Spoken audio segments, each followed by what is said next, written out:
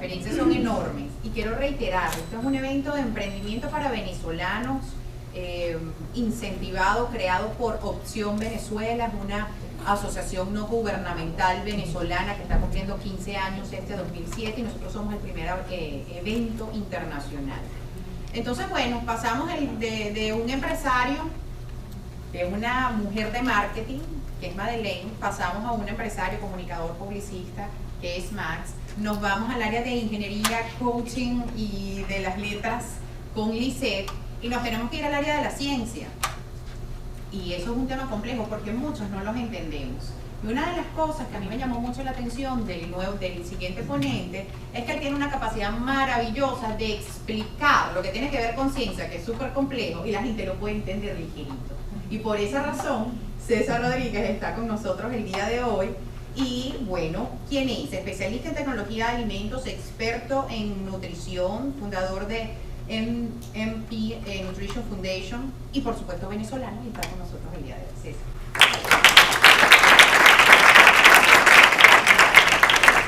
Te voy a decepcionar, Carolina. No me digas eso.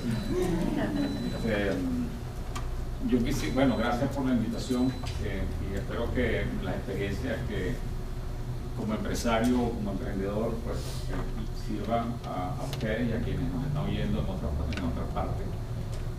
Yo quisiera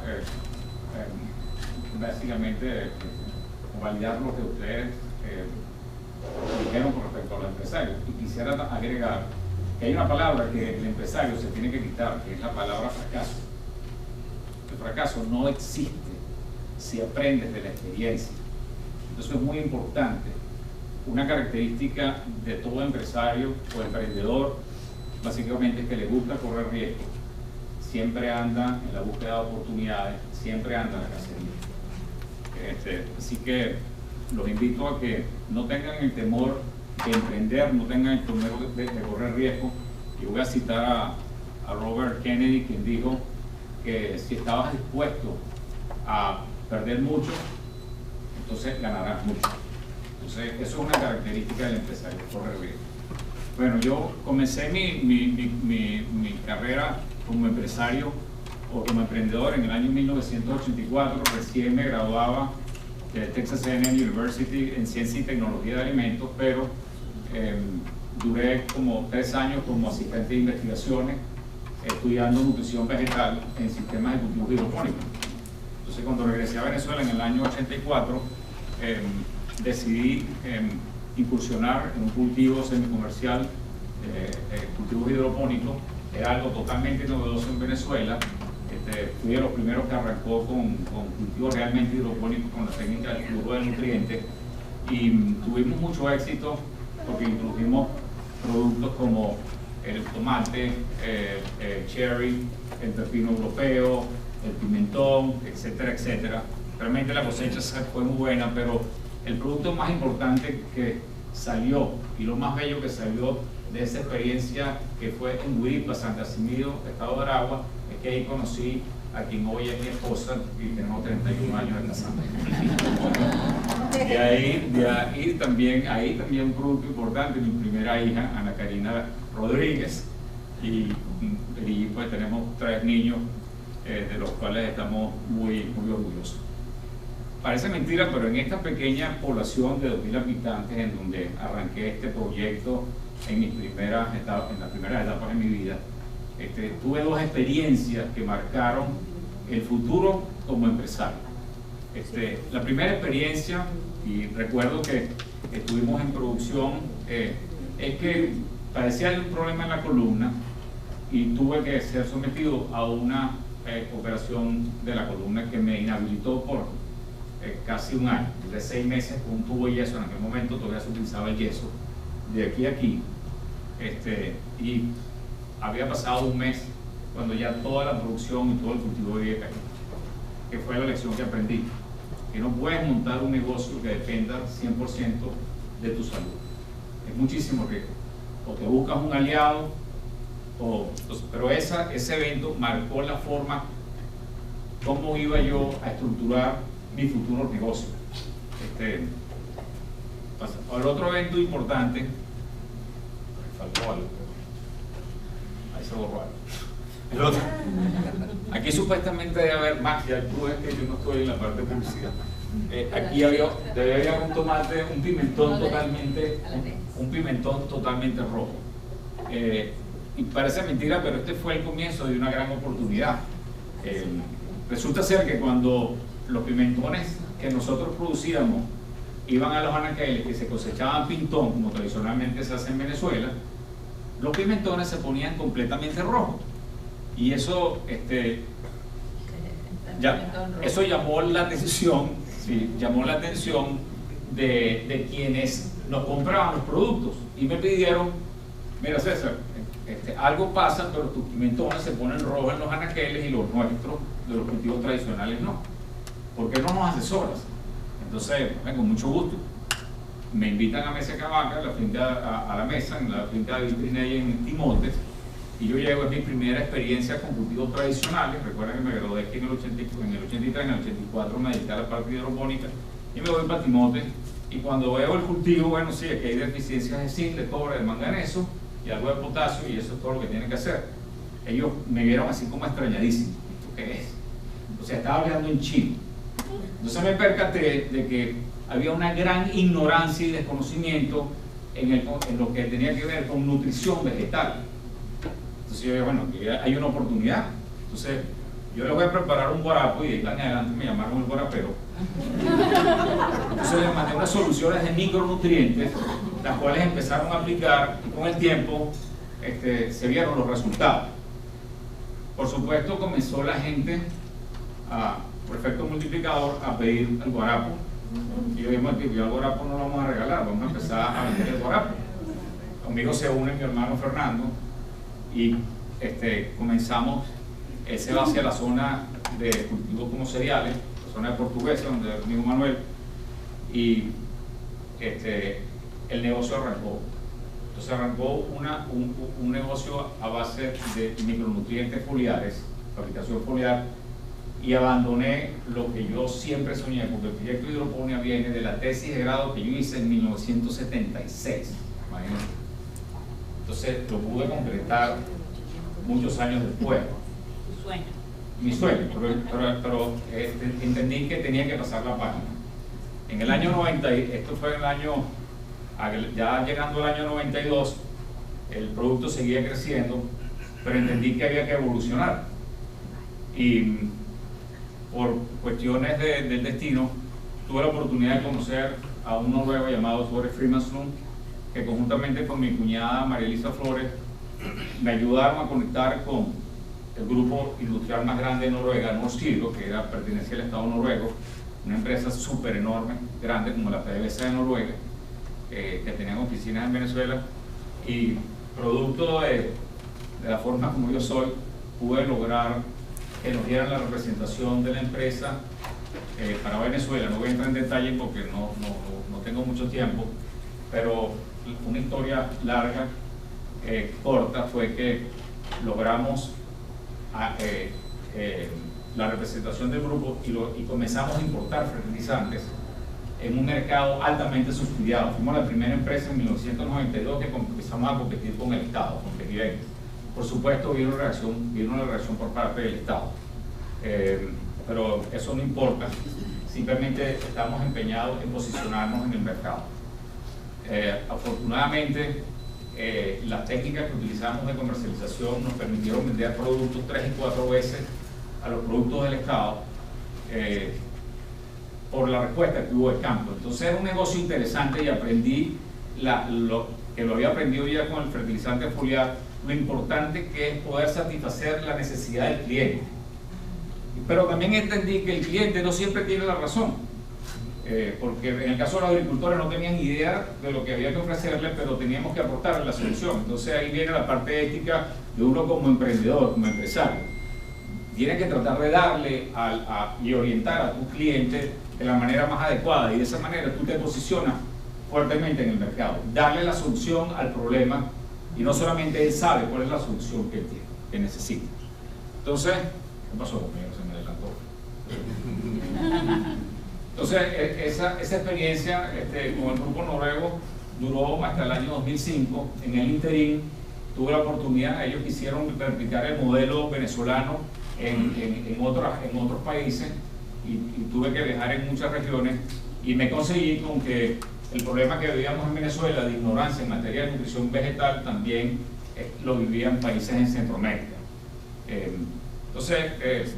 Pero viví un evento que realmente me marcó también en el futuro. Estamos hablando del año 97-98. En mi visita de campo en Guatemala veo un niño totalmente desnutrido y eso me marcó. Yo digo, bueno, sabemos cómo resolver el problema a nivel de las plantas. ¿Qué se está haciendo para resolver el tema a nivel de los niños?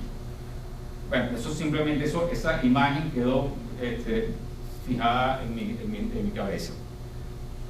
Este proyecto con los noruegos duró hasta el 2005. La situación política del país se estaba complicando y ellos dijeron, mira César, nosotros no queremos seguir, te vendemos nuestra participación. Entonces decidí comprarle el 60%, que era lo que ellos tenían.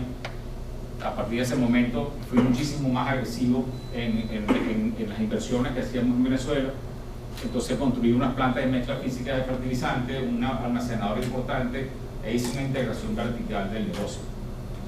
La paradoja en Venezuela es que tu éxito es tu fracaso. O sea, tú tienes que saber dónde está la raya amarilla y si no, pregúntele a tantas empresas que han sido apropiadas, ¿no? Yo realmente creo que soy un individuo de principios y no me quise corromper. Yo dependía 100% de las importaciones y el tema de las divisas, el tema de las alcabalas, el tema de las aduanas, era algo insoportable y bueno, por cuestiones ya de tipo personal decidí cerrar ese capítulo, muy a mi pesar, porque habíamos comenzado también con un proyecto de un IESA agrícola, porque yo estoy convencido de que el país no sale adelante si no creamos una nueva gerencia agrícola. Estoy convencido si no se hace una nueva política de fertilizantes adecuada a las necesidades del país. O sea, en pocas palabras, hemos retrocedido cerca de 40 años en Venezuela en materia de política de fertilizantes. Entonces decidimos venirnos a Venezuela de manera intertextuosa, porque hubo un tema también de seguridad que no voy a hablar al respecto. De la noche a la mañana, pues la familia estaba... Eso fue en el año 2009 y despertó en mí aquella imagen de aquel niño desnutrido. Y bueno, ok, estoy en un país donde están los recursos tecnológicos para elaborar algo que yo considero puede ser la solución. Entonces estudié muchísimo el tema de la nutrición, estudié muchísimo qué era lo que se estaba haciendo a nivel internacional y llegué a la conclusión de que lo que se estaba haciendo a nivel internacional no estaba funcionando. Porque el tema de la nutrición, básicamente, atienden el tema del yodo, la vitamina A, el zinc, el hierro de manera aislada, y la nutrición no funciona aquí. Aquí tenemos un doctor nutricionista, es como una orquesta que tiene que estar bien armonizada el tema de la nutrición. Entonces me embarqué en tratar de desarrollar un producto, después de seguir muchos criterios, que pudiera suministrarle a niños menores de 5 años, entre 6 meses y 5 años, las vitaminas, los minerales y las proteínas que requieran. Entonces terminé básicamente en un producto que es un formato de gel monodosis, siguiendo las directrices de la Organización Mundial de la Salud. Este producto, y se ha invertido muchísimo tiempo y dinero en tratar de aprobarlo, certificarlo. Abrimos oficinas en Etiopía, en Haití, y hemos hecho pruebas clínicas en Sierra León, la última fue en Malasia, y es un producto que realmente, la paradoja de todo esto, amigos, es que esto lo concebí yo tratando de resolver un problema en África, en Haití, y ahora el problema lo tenemos en Venezuela, más grave que nunca. Entonces sí existe una solución que se puede implementar, pero lamentablemente el tema de la corrupción sigue estando presente. En Etiopía no pudimos hacer nada por el tema de la corrupción. O sea, lamentablemente cuando ustedes solapan el mapa de la pobreza con el mapa de la corrupción, están ahí los solados. Entonces este es un producto que ya se terminó, está patentado y bueno, ahora viene la parte de cómo monetizar el producto. Pero es un emprendimiento muy técnico, de mucho tiempo, con una característica totalmente distinta al emprendimiento inicial, a la empresa inicial, pero básicamente con el mismo concepto. He aprendido que existe un paralelismo impresionante entre la parte agrícola y la parte humana. Estamos, así como hay deficiencia de micronutrientes a nivel global en la parte agrícola, estamos viviendo exactamente el mismo problema de deficiencia de micronutrientes en la parte humana. Entonces, fíjense ustedes, cada 6 segundos muere un niño por desnutrición. Así que, sí, que porque me están quedando 5 minutos, ya me están hablando de ahora rápido. De todos los niños que mueren menores de 5 años, el 66% muere por desnutrición. Simplemente hablamos de malaria, hablamos de SIDA, y fíjense la importancia de la desnutrición. Si el niño no muere, tu cerebro crece 70% de los 2 primeros años. Es un individuo que va a tener un coeficiente intelectual que no va a pasar de 80, por lo tanto va a ser un individuo improductivo, un individuo sano, un niño, un adulto con problemas gravísimos que compromete el futuro realmente del país. Y en ese dilema estamos nosotros ahora con Venezuela. El futuro de Venezuela está seriamente comprometido. El que le diga a ustedes que contamos con el recurso humano para salir adelante, eso está entre comillas. Esta cuestión hay que atenderla y hay que atenderla con la celeridad del caso. El costo de la desnutrición ha sido medido de acuerdo a la CEPAL. En el caso de Centroamérica, Panamá y República Dominicana, 6.6 billones es el costo de la desnutrición anual. Con eso pueden construir 1.1 millones de casas. En Texas, para que sepan, porque eso no es un problema nada más de países en desarrollo, el costo es 9.9 billones, en Estados Unidos es 160 billones, el costo mundial es de 500 billones y nada más se necesitan 30 billones para resolver el problema. ¿Usted sabe cuánto nos gastamos en helados y cuánto nos gastamos en perfume? 12 billones en helados y 14 billones en perfume. Así que, adelante.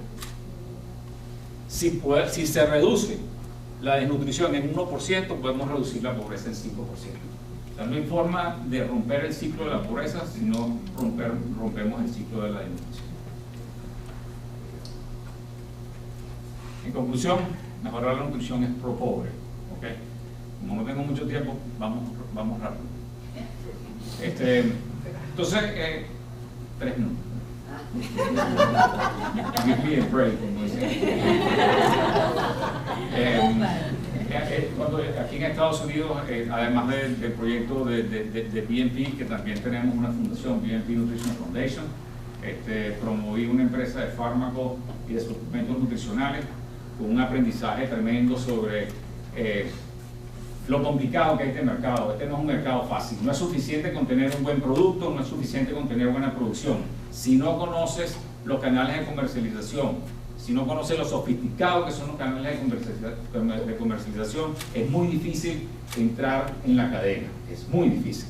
Por lo tanto, una de las alternativas que yo busqué, producto de esta experiencia que he tenido en estos pocos años como emprendedor en Estados Unidos, es identificar un canal realmente viable para posicionar los productos, y es a través de los programas de diversidad que existen en Estados Unidos, que se llaman Diversity Program, ¿okay? Que básicamente beneficia a sectores minoritarios, mujeres, hombres, negros, indios, etcétera, ¿no?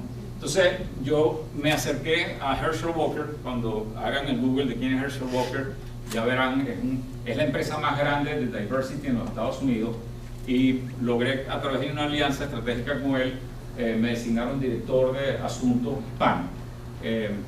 La intención mía es básicamente canalizar las iniciativas de emprendedores venezolanos que han establecido industrias y que ven muy difícil penetrar en el mercado americano por los canales regulares. O sea, en otras palabras, ahorita tenemos ya 3 empresas de venezolanos que se montaron aquí como que la cuestión es suficiente. Bueno, ya tengo la fábrica, ya tengo el producto y ahora vamos al mercado.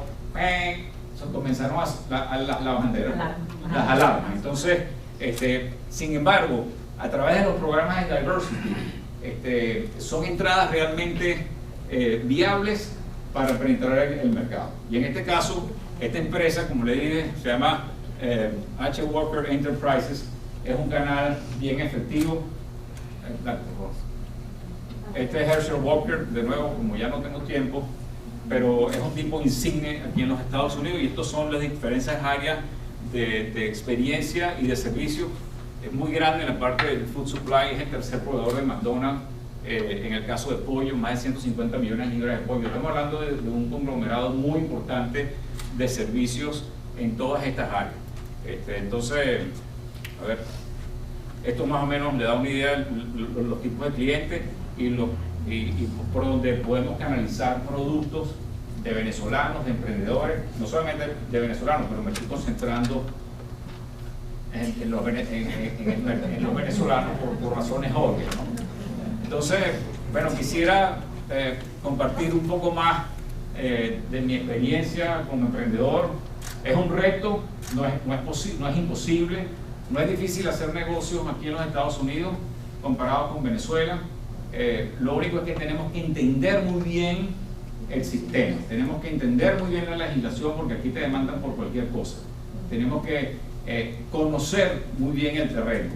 ¿Cuál es la ventaja? De que hay estabilidad política, hay estabilidad económica, puedes hacer proyecciones a largo plazo y las cuales se pueden cumplir, no tienes el problema de la inseguridad, ¿entiendes? Pero las reglas están claras y es un mercado sumamente maduro, que ofrece retos, pero es posible entrar y es posible tener éxito.